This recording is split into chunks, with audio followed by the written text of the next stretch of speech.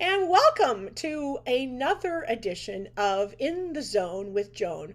I am your host, Joan Minnery, and today we are going to get very candid about COVID. I am very proud to have my very good friend, Sandy, who is a registered practical nurse from the Brantford General Hospital, on with me today, and we're going to talk candid about COVID. So, welcome, Sandy. Thank you. Nice to be here. Yeah, so Sandy, tell us about yourself. Tell us who you are, how long you've lived in Brantford, and just a little bit about your nursing career. Okay. So I haven't been a member of Brantford's community that many years. I lived more in Norfolk County, but the need was for me to be in the area for driving, et cetera, et cetera. So I moved into Brantford probably about, I'm going to say maybe 15 years ago. I've been at the Brantford General for 32 years. I went back to school as a mature student because I drove school bus for 8 years and got tired of doing that and decided I want to do something I have always wanted to do is to be a nurse. So I started out in a nursing home because I was scared while I was in school that I wouldn't get a job, which it took me 2 years to get into Brantford General. And I hit the perfect time. I got on the perfect floor. I'm a surgical nurse. That's always been my love. And I just so happened to fall right into the right job. So presently, I work in our day surgery department, but with COVID, I've been deployed twice now, one a year ago, and we resumed surgery back in mid-June on a part-time, sort of every other day for a little bit. And then we were going along very good and just got deployed as of the end of last week. So that means no more surgery can happen in the Brantford area unless it's an emergency case. Okay, so for our listeners who are watching and are listening to the podcast, what does deployed mean? Means I no longer have a job in my field presently, but I have been moved to the COVID center because right now they will not lay off any nurses because the need, actually, right at the moment, the need for nurses is overwhelming. What is going on in the bigger centers, Hamilton, which is just down the road, um, they are crying for help because the hospitals are over inundated with COVID patients. So they're taking anybody and everybody that is a nurse, even from out of province, if they can bring them in to help out with the situation right now because there are so many patients. Wow, wow. So This is I'm, this is riveting, Sandy. Now, yeah, for our listeners, you mentioned that there is a COVID center, and do we actually have a COVID center at the BGH? the COVID center is over at the Civic Center. We have the auditorium all set up and we are swabbing people on a daily basis. So that's where I am deployed to. And we are doing over 500 people a day right now with the need out there. So every 5 minutes, we are swabbing 6 people. Oh, okay. Wow. So every 5 minutes, six people are swabbed. Right. Now, Sandy, while you're there, have you had patients come in with COVID symptoms, putting you at risk and putting other nurses at risk? Is it frightening for you? I'm not frightened. I have really from the beginning the we have enough PPE, so I am well protected. But there are people come in that are quite sick, and we don't know if they're positive because they have to wait for the results of their swab. But you can sort of tell by the looks of them. any breathing issues, fevers, anything like that. That we also have a doctor on spot. So if we feel they have a need to see the doctor, we can have them go right to the doctor. Uh, they're there 4 days a week, or 4 evenings of the week, I should say. Wow, it is absolutely amazing. This is riveting information for just for me as the interviewer, and thank you so much for that. So you mentioned that your colleagues in Hamilton they're crying out for nurses, and they're bringing nurses or nursing staff even from out of province. What are you hearing between your colleagues of what's going on around Ontario in the nursing community dealing with COVID and just dealing with regular nursing issues? Okay, so for right now, a couple issues in our hospital. People that have ICU experience but have left the ICU unit to go maybe to another floor, maybe, for example, down into day surgery to work.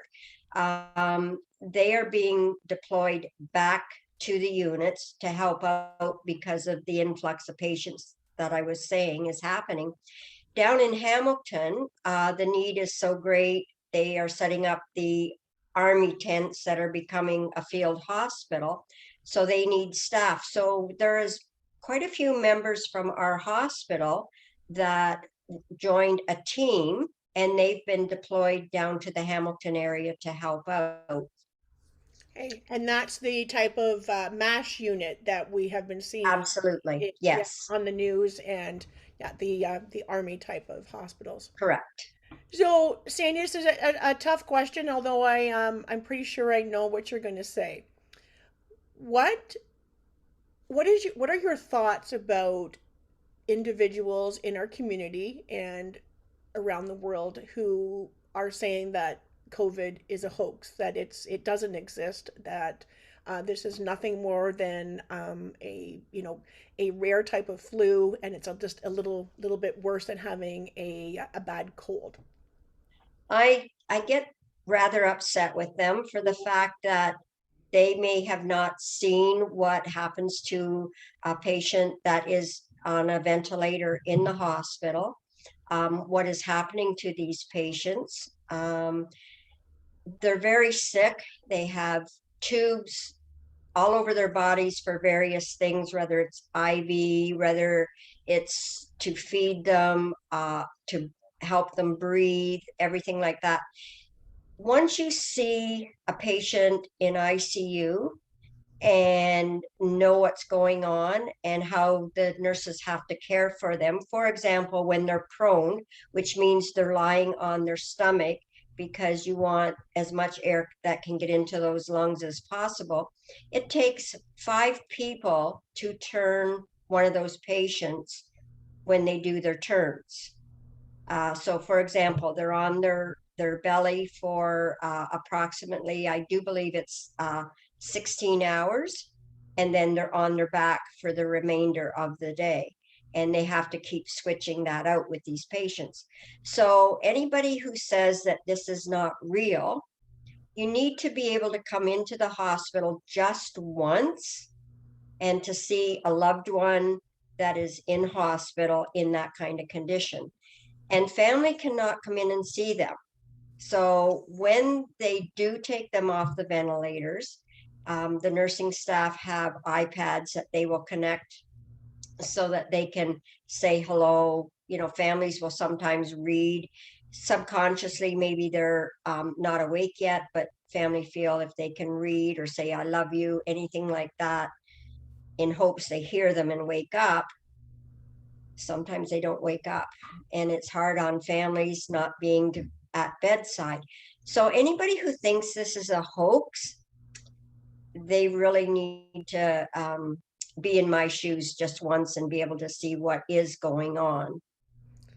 Well, it just I'm you got me when I had no idea that somebody who is on a ventilator is lying on their tummy for 16 hours. Oh my goodness. Um, so it takes 5 nursing staff to turn that person. Right. And So, okay. yeah, because of all the tubes that are in their body. So, first of all, we have to have a respiratory therapist that, because they're vented, that means a tube down their throat for them to breathe. We don't want to dislodge that in the turn. So, the respiratory therapist is taking the head and holding on the breathing tubes and everything. There's two nurses on each side, and they have a unique way of doing this. I was in awe when I got to witness it. They roll the sheets up in a certain manner, and they flip the patient up onto their side and then over either onto their back or their stomach, and then they just keep it. They have a whole process that do it, but they have to be very, very careful that they don't dislodge the vent, because that patient is COVID positive. If they dislodge it, they're spreading COVID in the air and then putting those nurses at risk. Oh my goodness. Okay, so wow. So I'm just gonna repeat that again. So they have to be so careful Mhm. that if they dislodge it, oh my goodness. So that's wow. Yeah, so it's very Totally high at risk. risk the whole time. The Yes, whole very time. high risk. How long does it take the actual process of intubating a patient? How long does that process take? Um, to be truthful, I'm not sure how long it takes, because they have a whole step. The doctors have to, it's a whole process of how, um, what I want to say is like, so the patient is assessed. They have to have consent from the family. And sometimes at this point, the patient is so medicated, they don't know what is totally going on.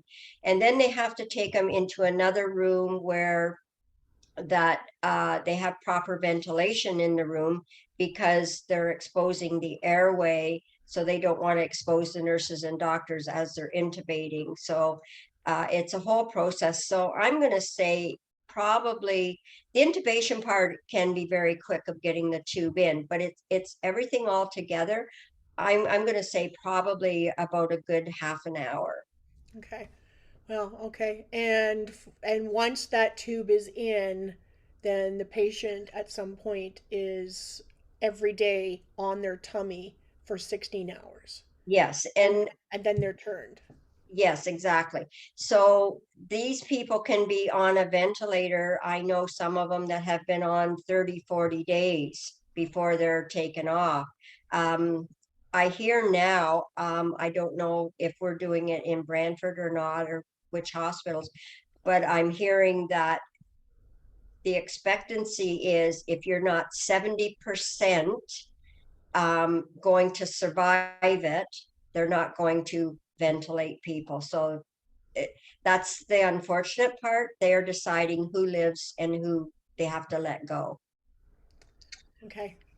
We had heard that today, Mhm. and so this is coming from several sources that yeah, because there's just so many cases. We have no room, and we only have so many ventilators, and you need a specialized area for that. So, for example, these field hospitals they're setting up, they will look after COVID patients, but it won't be the ones on ventilators. So they're trying to figure out how to make these ICU units as big as they can get in order for people to be on ventilators. Hmm. So, Sandy, as a nurse, and I'm sure your nursing colleagues at BJH, and I know you have colleagues at other hospitals in the area. The frustration with the people who are, choosing, because it is a choice, Mhm. to not follow the rules and not socially distance. Um, what do you have to say to them? Is there words of advice, or do we like how do we approach it? How do like I, as a yeah, nurse, like what you must be just I wanting to get pull very, your hair yeah, out. I'm very frustrated because I see it on our one street corner all the time. I drive by them when I'm going to the COVID center and coming home. I don't want to get into an argument with them because I'm not that type of a person. But I really, really just want to say to them, please, please follow the rules. Let us get this over with so that we can move on with life.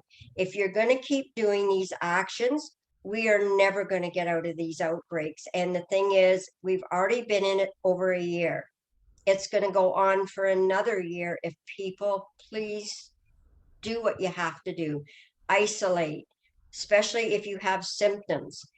If you've been in contact with anybody that was COVID positive, don't go to the grocery store. I hear this all the time. I can't go to the grocery store. No, have somebody bring your food to you, drop it off on your doorstep. But these people that don't mask, they're bringing little kids with them. They're standing side by side. They think this is a joke. It is not a joke.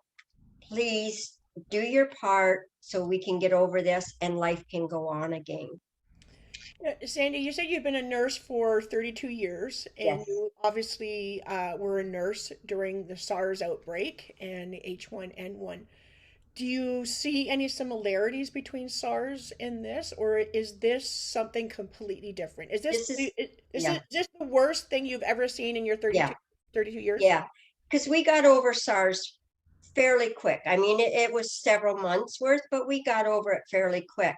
And I didn't feel, as long as I have my PPE on, I don't feel that threatened because I'm semi-protected. But there could be somebody just in the off chance I could contact it anyways. But this is life threatening. It is killing more people than what SARS and that did.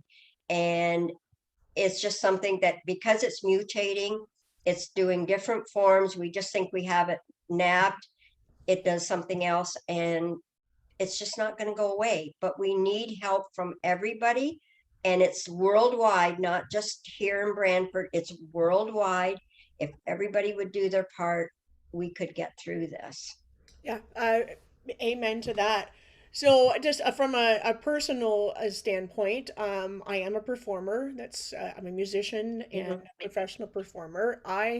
Me myself, have been out of work for a year, with relatively no income other than my private music lessons, which have been greatly affected. We're now on Zoom and instead of being in person, and my dance lessons are done, my Mhm. the shows, everything, and so from just again, it's just a personal thing that my very um, community oriented small business has been so affected by this. And every time there is a lockdown, me personally, I lose more money, and Right. I sometimes I've lost students who they've lost their passion, and they don't feel like singing, they don't feel like writing Yeah. music, and I see them, getting so frustrated and losing what it was that they loved. But what's happened is a year ago there was this, I don't know anybody with COVID. I don't somebody, somebody heard about somebody at the grocery store. Then the second outbreak, we started hearing, oh, somebody's mother, somebody's, uncle, somebody's aunt. And now with this third, this circle has become so small. I Exactly. presently have two friends up in ICU. Yeah. Um, One is on a ventilator and not doing well, and the other is a young man, who everyone is praying for, who hopefully does not end up on a ventilator, but he's not doing well, breathing wise. So our circle has become so much smaller, Mhm. and now we're hearing people are coming out of the woodwork and saying, I had COVID because they didn't want to tell anybody, Yeah. because, because there's such a stigma to it. So we're hearing now from friends that we know, people that we work with, people that we performed with, people that we see on the street, that so the circle has become so much smaller. And it seems that this third wave just seems to be far more lethal, It and is. and I think that's why people are becoming, they're becoming frightened, and but they're also becoming more aware, and that's one of the reasons why I wanted to do this interview with you, because it's so frustrating to me as a small business owner, that because I've been so affected, and the places that I am employed at, also with my small business, because I work for myself, but I also work for a couple of other people, they're shut down. And again, the more that people are not listening, or not, watching what there is they're doing, and congregating, the more this goes on. And now we have people who are, that we know, who are up in ICU. And this must be so frustrating for you as a nurse. Mhm. In 32 years, you're saying this is the worst thing you've ever seen. And it's like, I just, I can't grasp what it must be like for you and the staff every day. How is morale at the hospital with the hospital staff? It's not great. Some people are being, like I said, everybody's being deployed in a lot of areas, and a lot of people, they don't want to have to go to those areas. So it's like, I left that place for a reason, and now I'm being forced to go back. It's not a decision, yes, that, yeah, I'll go gladly. It's like you're told this is where you're going and you have no choice. So the morale is pretty low. Um, we try to keep everybody, up and bubbly and stuff like that, but it is hard. Um, Now, there is some things I think what the government needs to do is this paid sick leaves, I think would help with so many things, especially in factories and stuff right now. People are scared to say that I'm sick, so I need to stay home. So they're going into workplaces sick, Yeah. then they're getting tested, they're becoming positive, and then the workplace is getting flooded with more positive cases. So I think the government needs to stand up a little bit more and start paying these people for some sick leave when they have symptoms. Okay. That's a great point, one that I did not think about, Sandy, and thanks for sharing that. So yeah, they absolutely, we need to advocate for that, for paid sick leave, Yeah, for there's so for many people that, if they don't work, especially if you have a person in the family that is the sole breadwinner and they've got several little ones at home, what's going to happen if they don't work? Well, then you're not putting food on the table, and then people are becoming desperate. So I really think this is something that needs to be addressed a little bit so that people who are sick can stay home and don't feel that little bit of a crunch. Yeah, I think you touched on a perfect sentiment there, and one again that I had not thought of, that there are people who are actually ill with COVID, who are Mhm. afraid to say they have COVID because they're afraid to be off work because they're the sole breadwinner. Exactly. And yeah, so if we had paid sick leave and or paid sick days, they would be able to make that decision. But again, we've got people who are afraid, who are, and again, the stigma. They're going into work, they're infecting other people, um, and it's just a ricochet all the time. It's just Exactly. Yeah. so on and so forth. Sandy, I want to thank you for being so overwhelmingly candid, which is what I had hoped for, and I would expect nothing else from you, nothing less than honesty.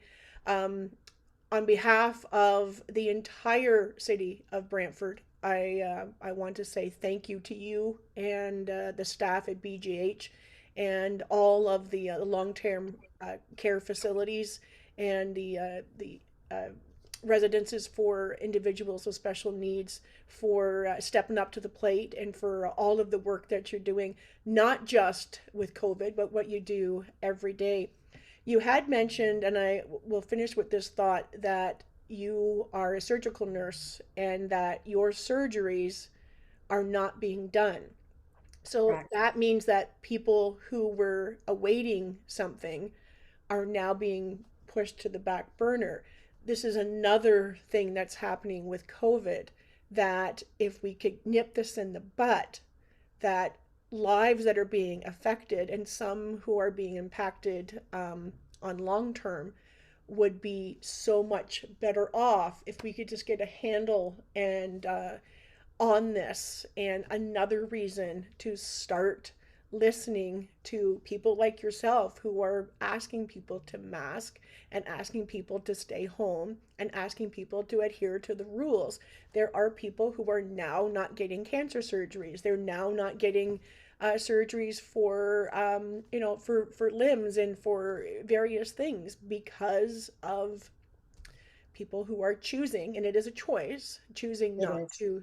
So, is there anything you would like to say to, let's just, keep it to the, well, you don't have to keep it to Brantford. What would you like to say as your parting sentiment to people who are listening? Um, Take it away. I just want people to just please do your part.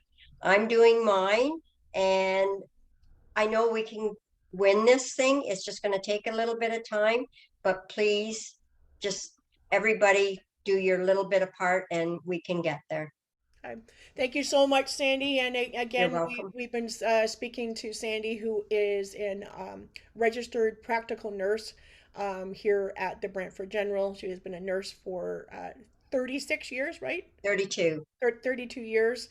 And thank you for your service. And yeah, just so proud to know you, and very, very proud of how honest you have been in this interview. You're So welcome. thank you, ladies and gentlemen. You have been listening to In the Zone with Joan, and I am your host, Joan Minnery. And thank you so much. And thank you, Sandy. Thank you.